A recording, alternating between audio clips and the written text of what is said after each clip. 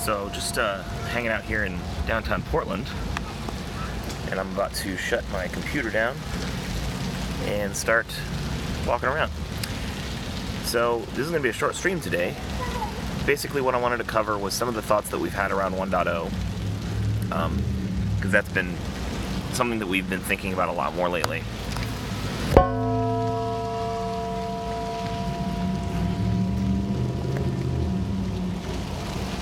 And it's time to put some meat on those bones.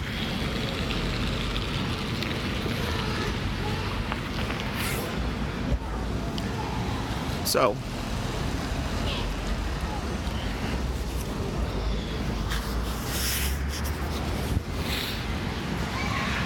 basically we've got a few things going on. We have a really good platform right now. NRE Labs itself is not meant to be an end-all be-all to everything. In fact, that's certainly not the goal for the Antidote platform. What we did with the Antidote platform was we built it to be as agnostic to the curriculum as possible. Loading things like lessons and eventually things like quizzes, as well as the new feature that we've got coming out in the next release called Collections. There's a bunch of other resources that we've been playing with. But effectively, the software, the platform itself is ambiguous to all of that. And so what we wanted to do was we wanted to build a platform that is, that you can use for learning pretty much anything. There's some exceptions to that. There's some trade-offs that we made, some optimizations that we made, but generally that's the case. Certainly there's no opinion baked into the platform on what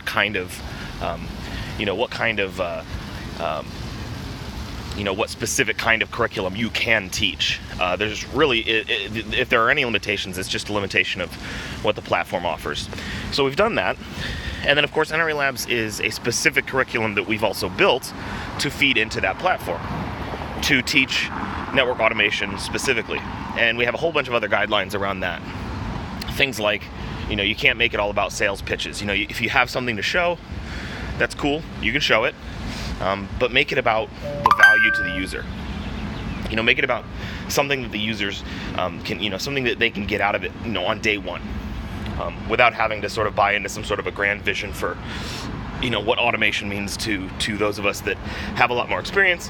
A lot of our users don't have a lot of experience, and so we want to make sure that we're inclusive of that. So to that end, we've got a lot of things that we wanted to build. When we start thinking about 1.0, what does that look like?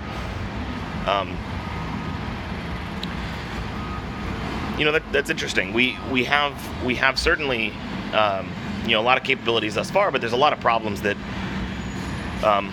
we've discovered over the last year of operating this thing in production, that we want to make sure get addressed. One of those things is the platform behind the scenes. Specifically Syringe, which is the back-end orchestrator for Antidote, as well as some of the front-end stuff. We really built that originally as, I don't want to say proof of concept, but our goal wasn't to sit behind the scenes and build this thing and have it be perfect, and only after it's perfect release it to the world. Rather, we wanted to get it out as early as possible. And so there's some trade-offs that we made. I don't have a whiteboard, but to get into some of the specifics, there's no database behind any of this. There's no way to track state for who's got what lesson other than storing it in memory, which has its trade-offs. Is that fast? Is it simple? Absolutely, and that's exactly why we did it that way. Because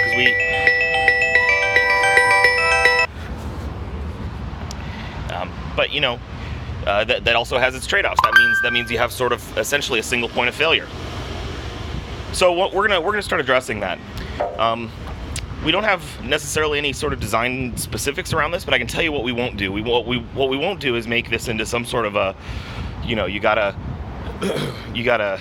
learn how web development works or database operations work in order to contribute a lesson. That's not going to happen. We're going to have the same curriculum as code model, and we're simply just going to build tooling that allows you to feed that curriculum stored in Git as code into the platform. And that's it. So we're gonna build some resiliency into the platform. We're gonna do things like, having multiple active copies of Syringe running, because once you have everything stored in an external database, you can start doing stuff like that. So that's gonna help us scale better. It's gonna make NRA Labs more resilient to failure, because we'll have multiple instances of the scheduler running in the back end. And hopefully we'll preserve all of the good stuff we've already got going for us. So nothing but good stuff. There's a few other things in 1.0 that we're thinking about. I want to talk about gamification. So gamification is an interesting word because typically in our circles it tends to be kind of gross, if I'm being honest. It's not exactly the best way to talk to technical people about what you're building, in my opinion. I think gamification is actually kind of cool, just as long as it's done appropriately. It can't be all about the gamification. You can't just say, like, here, we're going to go do some gamification, and then say, like, build something that is just way over the top and not serious. So for us, it's a lot less about just making a game out of this and much more about, you guys, you're spending a lot of time learning these concepts, whether it's on NRE Labs or not. And I think that should be recorded somewhere. I think that should be recorded not only for yourself, but also for, potential future employers. I went through a similar program when I was in college, actually, the IPv6 Sage program from Hurricane Electric. They offered this amazing, kind of like a certification, although it's not a certification in the sense of like a Cisco cert or a Juniper cert, but it's they certify you. It's free, but you have to provide technical expertise. You have to be able to do certain things in production. They have ways of validating that. So that's the kind of stuff that we want to do. We want to be able to automate all of that. And if you learn something, or if you go through a lab setting things up, we want to make sure you get credit for that. So we're playing with a few ideas there. Again, I don't know if we have specifics to show, but it's something we're thinking about. By the way, we will be exposing a lot of our thoughts in writing, as the days progress. That way you guys can actually provide comments and feedback, but just not yet, not today. There's a few other things. NRE Labs doesn't support mobile right now, and we know that sucks. We don't like that either. And honestly, the more I think about it, the less I feel like there's a really good reason for it, other than the fact that the CSS and the HTML and all that is just not optimized as it should be. So we're going to be fixing that, especially if it's as easy a problem as I think it is to solve. We're going to be making sure that gets fixed. There's a few other things, but those are the big things, I think. So we've been in production for maybe a year, not quite a year, a little under a year. Actually, not even that, because we went live in October of last year. What have we learned? What have we learned in the past year? We learned a few things. First off, the idea is clearly a powerful one. We've got this idea of fairly democratized learning, which is cool. And it's all stored in Git, and it's all version controlled, and you can contribute to it just like you contribute to any software project. That's pretty cool. But there's one thing that I think we could have done a little better job at is improving the contributor experience. I think it's a cool experience, but for most people it's probably not the easiest. Let me explain why. So we've got this Git repo called NRE Labs Curriculum, and it houses all of the files that are necessary to teach our network automation curriculum. And of course we're growing that, but that's what we do. We have a Git repo out there. It's got all the files in it. We simply load that in production and we show it to you. So in order to contribute to that, you need to know a few things. You need to know how Git works. You need to know how to make a commit, push files, push commits rather. and you need to know how to do certain things. And not only that, that's just one aspect. You obviously also have to know how the whole Antidote platform works, because it's all custom software. This isn't something that you can like go Google for and you know, take off the shelf. You have to sort of, you know, learn the platform that we've built and contribute to that in our terms, which isn't easy. It's all totally new, and we know that. The thing is, you know, we came out, you know, last year with this, you know, create labs in a curriculum as code way, so that, you know, people that want to learn automation can do so as easily as possible, because all they have to do is go to a web browser, right? So what we're planning is to come full circle with that.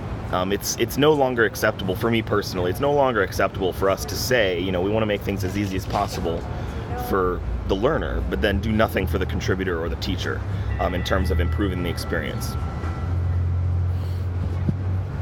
So that's something we want to fix. Anything that we can do to, you know, improve the way that people contribute to the curriculum, whether that's better tooling, whether that's a better contribution model, meaning, you know, we want the files stored in Git because there's value in that, but maybe abstracting it away so you don't have to know everything there is to know about Git in order to contribute. Things like that. We're also playing with a few ideas like contributing in the browser, kind of like you can learn in the browser. What if you could contribute all in the browser without having to know anything or install anything? It's the same value proposition for learning applied to the curriculum authors and the teachers. So that's something we're playing with. Of the ideas that I have, I probably have the least specifics around that, but I can tell you, I'm probably most excited about it. Of the ideas that we have, because here's the thing. I know that there is so much good automation content out there, really, really good content, and it's not going to help us. And I mean us as in the industry. I don't mean us as in Juniper at all. I mean us as in the industry. As if we have a barrier to being able to contribute that knowledge, that fundamental knowledge, it's just not going to work. What I want to do is, you know, my mission in all of this, you know, when we went out and set out to build this, the mission is and has always been to highlight bright spots in the industry. The platform itself is, you know, it's a loudspeaker. It's a loudspeaker for people to tell the message of what they've built, the successes that they've had, and get those, you know, spread the love, as it were. And so if our loudspeaker is difficult to speak into, that's a problem. It doesn't matter how loud the loudspeaker is. If people don't feel like they can walk up to it and tell their story, it's not going to matter. So we know that, and we're going to fix it. And I'm pretty excited about that, actually. Because the more I think about this, the more I realize this was always the end game. You know, being able to contribute as easily as you can learn is just poetic. So I'm real excited about that. I'm gonna do something illegal here, across the street, not in a crosswalk. Oh, I'm in trouble. All right. Ooh, this is cool.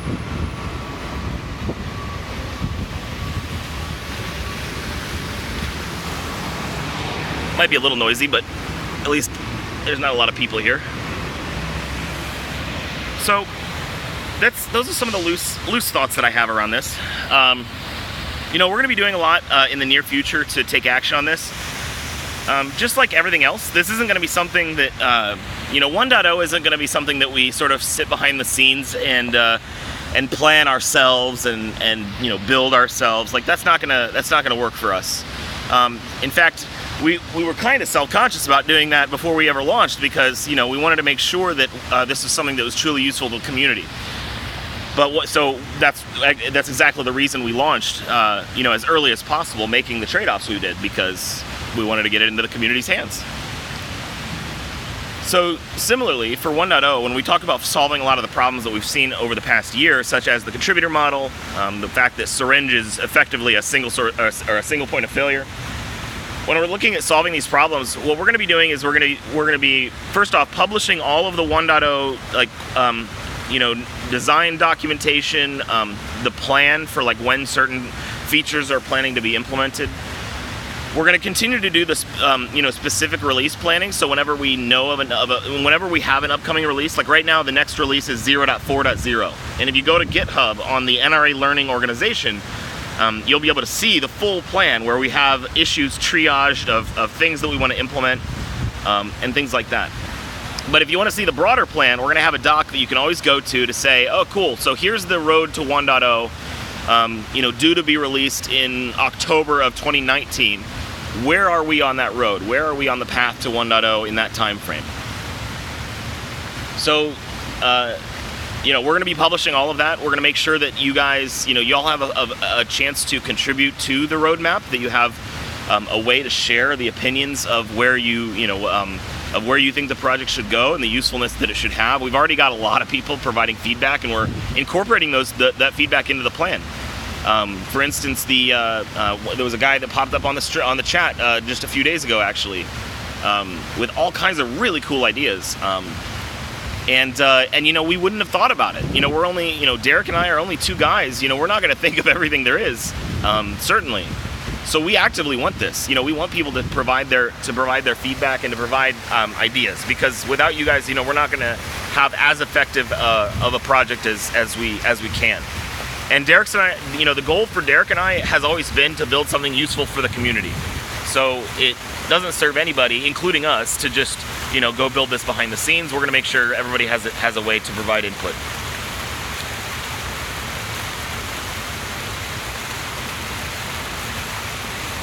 So yeah, I think that's it. Like I said, nothing tangible to show right now. We do have some planning documentation that we're starting to build out, but when we finished an early draft, we'll publish it. Probably as a Google Doc, maybe. Whatever's easiest for everybody to consume without signing up for anything. That's what we'll do. And if you have any questions before we talk about any of that stuff, certainly if you have any ideas for a big feature that is sort of like 1.0, spiritually aligned with a 1.0 kind of thing, something that you might have thought about before but held off on because you thought it was maybe too big or too early, let us know. If there's something we can add to the 1.0 roadmap, now is absolutely the time, because we've still got 6 months or 5 months, whatever it is, at least around half a year, until the time frame for when we want this stuff to finish up, 1.0, until that time frame comes. So now is absolutely the time. If you have any ideas, please share.